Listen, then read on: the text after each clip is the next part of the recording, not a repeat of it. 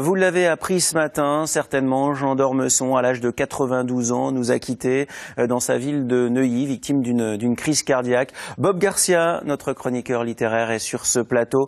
Jean d'Ormesson, Bob, donnait envie de lire à ceux qui ne lisaient jamais. Il a réussi à un pari extraordinaire. Il disait d'ailleurs, c'est difficile d'écrire parce que les personnages nous dépassent toujours, notre livre nous dépasse toujours.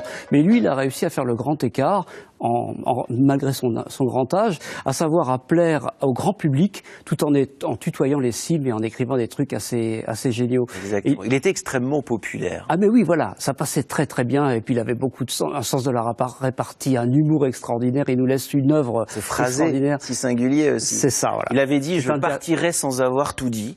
Il a tenu promesse. Oui. Il avait encore beaucoup de choses à nous raconter. Mais oui, mais c'est le cas, puisque normalement, il était en train, il s'arrêtait jamais, hein, il écrivait tout le temps, et il était en train d'écrire un livre qui était programmé pour 2018. Exactement. Et donc, il avait même dit, d'ailleurs, qu'il paraîtrait probablement à titre posthume.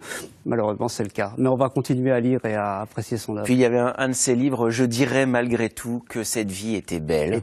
Il a fait la sienne très belle. Il a été aussi acteur. Il jouait un président de la République lorsqu'un film a consacré quelques mètres de pellicule sur les coulisses des cuisines de l'Élysée.